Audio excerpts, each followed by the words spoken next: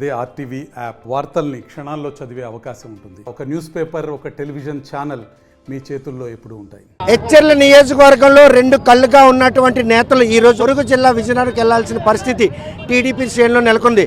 ఎచ్చెర్ల అభివృద్ధి కోసం అనునిత్యం శ్రమిస్తూ ఈరోజు 2024లో ఎమ్మెల్యేగా అభ్యర్థిగా పోటీ చేయాలని ఆయన ఆకాంక్ష ఈరోజు పక్కనున్న జిల్లాలో పార్లమెంటరీ స్థానానికి ఎదిగినటువంటి ఘనతను ఆర్జించినట్టు కలిసెట్టి అప్పలనాయుడు ఆయన ఈ నియోజకవర్గ ప్రజల గుండెల్లో గూడు కట్టుకున్నారు. మరో సీనియర్ నేత కూడాను జిల్లాలో ఉన్నటువంటి చీపురుపల్లి నియోజకవర్గ ఎంపిక చేశారు. ఈ నేపథ్యంలో మొట్టమొదటిసారిగా విజయనగరం ఎంపీ అభ్యర్థిగా వారి పోటీలో దిగనున్నారన్న విషయం తెలిసి శ్రీకాకుళం జిల్లాకు సంబంధించిన వాసులందరూ కూడాను ఘన స్వాగతం పలికేందుకు సరిహద్దులో చేరుకుని ప్రస్తుతం ఆయన శ్రీకాకుళం జిల్లా లోపలికి వచ్చే పరిస్థితి. రేపు విజయనగరం జిల్లా ప్రచారంలో బిజీగా ఉన్న ఆయన చివరిగా ఎచ్చెర్ల టీడీపీ శ్రేణులందరినీ కూడాను ఏం సందేశం ఇవ్వబోతున్నారు, నాయకత్వం లేకుండా ఇబ్బందులు పడుతున్న ఎచ్చెర్ల టీడీపీ శ్రేణులకి ఎటువంటి భరోసా ఇవ్వగలుగుతున్నారు అనే విషయం ఆయనతో మాట్లాడదాం. కంగ్రాచులేషన్. మొదట చూస్తే కనుక శ్రమ ఫలించింది. టీడీపీ జెండాని ఈరోజు మీ గురువు గారుగా అయినటువంటి దివంగత నేత ఎర్రన్నాయుడు ఆశయ సాధన కోసం అనునిత్యం శ్రమిస్తున్నటువంటి కలిసెట్టి అప్పలనాయుడు ఈరోజు పక్కనున్న జిల్లాల ఎంపీ అభ్యర్థిగా ఎంపికవ్వడం అందరూ కూడా హర్షిస్తున్నారు. ఈరోజు ఎచ్చెర్ల టీడీపీ శ్రేణుల్లో మాత్రం ఇద్దరు నాయకులు కోల్పోయిన దిగులు ఉంది. వారికి ఎలాంటి భరోసా ఇస్తారు? ఈరోజు తెలుగుదేశం పార్టీ అతి పెద్ద కుటుంబం. ఈరోజు అద్భుతంగా ఈరోజు పార్లమెంట్ పరిధిలో ఉన్న తెలుగుదేశం పార్టీ క్యాడర్ అందరూ కూడా నిన్న ప్రకటించిన రోజున విశేషం ఏంటంటే ఈరోజు ప్రతి ఒక్కరిలో కూడా నిన్న పార్టీ ఆరంభ దినోత్సవం ఒక సామాన్య వ్యక్తికి తెలుగుదేశం పార్టీ కార్యకర్తకి అత్యంతమైన గౌరవం పార్లమెంట్ ఎంపీ అభ్యర్థిగా ప్రకటించడం అనేది వితౌట్ ఇంటిమేషన్. అసలు నీకు ప్రకటిస్తున్న విషయం కూడా నాకు చెప్పలే. నేను అనుకున్నారా ఈ రోజు ఒకటి వస్తుందని? ఎస్, నేనైతే ఎమ్మెల్యే అవుతున్నానని అనుకున్నాను. కానీ బంపర్ ఆఫర్ మా పార్టీ అధినేత, మా కార్యకర్తల అభిప్రాయం, ఈరోజు ప్రజల అభిమానంతో ఈరోజు అద్భుతమైన స్థానాన్ని మనకి ఇచ్చారు.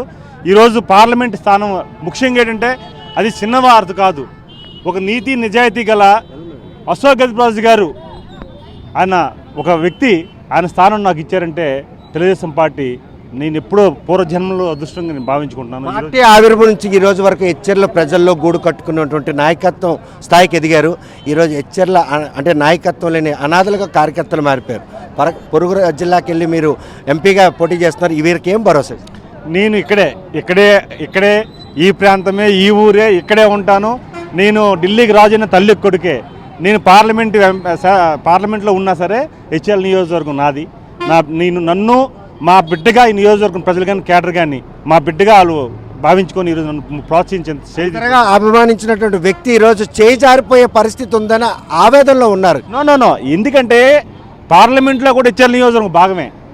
అందుకే 7 నియోజకవర్గంలో భాగం కనుక ఖచ్చితంగా ఈ నియోజకవర్గంలో నేను ప్రతి కార్యకర్త, ప్రతి ప్రజలు ఈ నియోజకవర్గంలో నా పట్ల ఎంత నమ్మకంతో ఉండి మా బిడ్డ అయితే, మా మనిషి అయితే, మా అప్పలనాయుడు అయితే బాగా చేస్తారని నమ్మించి నన్ను ఇంతవరకు ప్రోత్సహించి అధిష్టానం కూడా ఈరోజు మా నాయకుడు, అధినాయకుడు చంద్రబాబు నాయుడు గారు కానీ, మా యువ నాయకుడు, మా బ్యాక్ బోన్ నారా లోకేష్ గారు కానీ వారిని కూడా ఈరోజు అప్పలనాయుడు వైపుని తిప్పించారంటే ప్రజలు గొప్ప. ఈ దివంగత నేత ఎర్రన్నాయుడు గుర్తుకొచ్చారు ఈరోజు మీకు?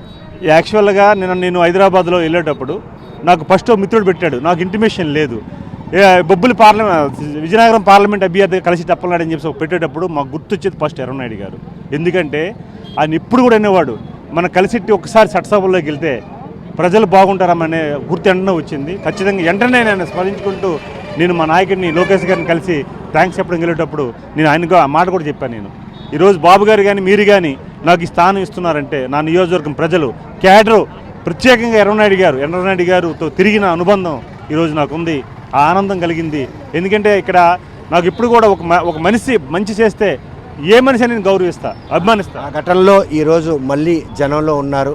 ఆయనతో పాటు జర్నీ చేసిన ఒక క్షణాన్ని గుర్తు చేసుకుని ఈరోజు ఎర్రన్నాయుడు ఉంటే ఎలా కలిసెట్టి అప్పలనాయుడు హక్కుంచారు. ఈరోజు ఆయన ఆత్మ పైనుంచి ఆయన ఎంత ఆనందిస్తాడో శివాజీ గారి ఫోన్లో నాకు ఉదయం తెలిసింది. ఆయన ఒక మాట అన్నాడు, రే అప్పలనాయుడు ఈరోజు ఎర్రన్నాయుడు ఉంటే చాలా ఆనందించేవాడు రా.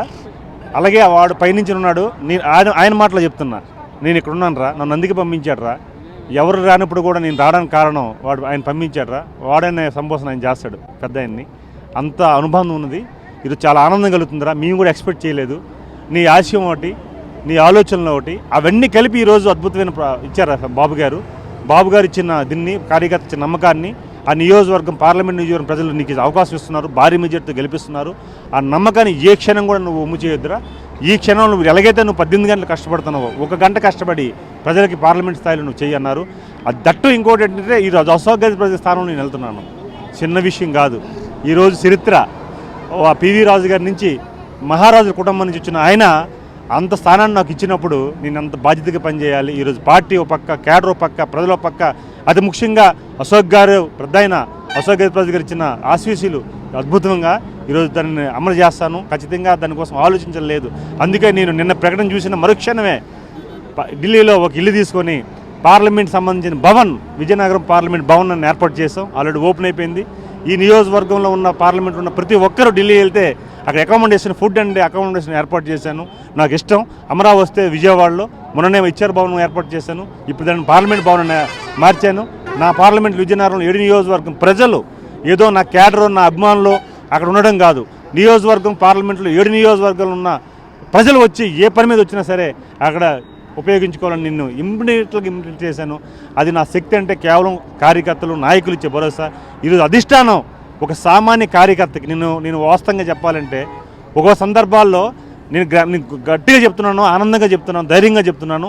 ఒక సామాన్య కార్యకర్త ఓటర్ లిస్టు పట్టుకెళ్ళి పోలింగ్ బూత్లో కూర్చొని టిక్కులు పెట్టిన రోజుల నుంచి ఈరోజు ఒక పార్లమెంట్ స్థాయికి ఎదిగానంటే పార్టీ గొప్పతనం, క్యాడర్ గొప్పతనం, ప్రజలు నా పట్ల నుంచి అభిమానం.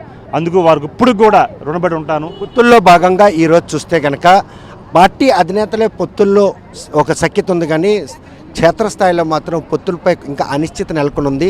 ఎచ్చెర్ల నియోజకవర్గం ఒక అవసరది. ఈరోజు బీజేపీకి పొత్తుల్లో భాగంగా టికెట్లు కేటాయించినప్పుడు కూడా ఆ కేడర్కి సమాచారం కూడా ఇవ్వలేదు. నాయకులు ఇద్దరు కూడా చేయి జారిపోయారు. మాకెవరు నాయకత్వం ఇస్తారని వారు ఆవేదన వ్యక్తం. లేదండి, ఇది తెలుగుదేశం పార్టీ ఉమ్మడి కుటుంబం. ఇక్కడ 1-2 రోజులు అంతా అడ్జస్ట్ అయిపోతుంది. ఇది పెద్ద ఇష్యూ కాదు. రెండోది ఏంటంటే తెలుగుదేశం జెండా. నాకు ఫోన్ చేసి ప్రతి ఒక్కరు చెప్పారు ఒకటే, సైకిల్ గుర్తు. ఎందుకంటే నా ఆత్మీయులు అందరూ కూడా వీళ్ళు నేనంటే ప్రాణం, వాళ్ళంటే నాకు ప్రాణం. కానీ తెలుగుదేశానికి ఒక ఇన్ఛార్జ్ ఉన్నారు, ఒక నాయకత్వం ఉంది. ఆ నాయకత్వం బలోపేతం చేయాలి. ఏ రోజు వారు అలాగే ప్రేమగా చెప్పు, నేను నిలవేవాడిని, కలిసేవాడిని. సో ఈరోజు చూడండి, నేను చెప్పలేదు వారు ఎలాగొచ్చారు అంటే పార్టీ పట్ల అంకిత భావం. ఆ అంకిత భావంతో ఈసారి రాకపోయే ఈవీఎం మిషన్లో సైకిల్ గుర్తే కనిపించే పరిస్థితి ఉండదు. కమలం ఫ్యానే కనిపిస్తుంది. ఆ ఓటర్లకి ఎటువంటి భరోసా కల్పించమో. ఇది ఆల్రెడీ ఎక్స్టాబ్లిషన్ అయిపోయింది. ఉమ్మడి అభ్యర్థి అనేటప్పుడు అక్కడ సైకిల్గా ఫీల్ అయ్యి కమలానికి వేస్తారు. ఆల్రెడీ ఎంపీగా సైకిల్ ఉంది, అదొక ఉత్సాహం. అందుకు ఈ పార్లమెంట్ పరిధిలో ఉన్న 2 నియోజకవర్గాలు కూడా ఒక గ్లాస్ ఉంటుంది, ఇంకో పక్క కమలం ఉంటుంది. ఈ రెండు కూడా బ్యాలెన్స్ చేసుకొని ఎవరైతే తెలుగుదేశం పార్టీ అభిమానులు ఉన్నారో వారందరూ కూడా అదే భావంతో వాళ్ళు ఓటు వేస్తున్నారు.